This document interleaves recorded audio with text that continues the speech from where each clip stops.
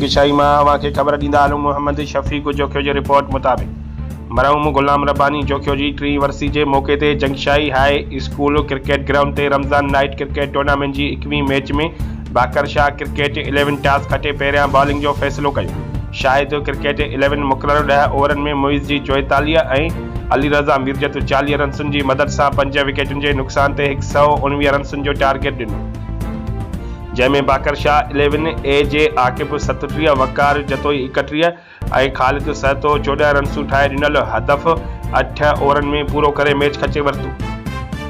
Tournament की 22वीं match में अल साजन खान 11 टॉस खटे पहिरियां बैटिंग जो फ़ैसिलो कयो।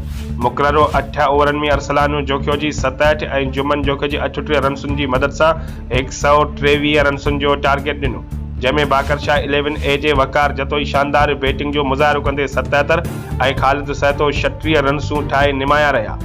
सनसनी खेज़ मुक़ाबले खां पोइ ख़ालिद सहतो आख़िरी ओवर में पहिरें बॉल ते छक्को हणी कामयाबी हासिल कई।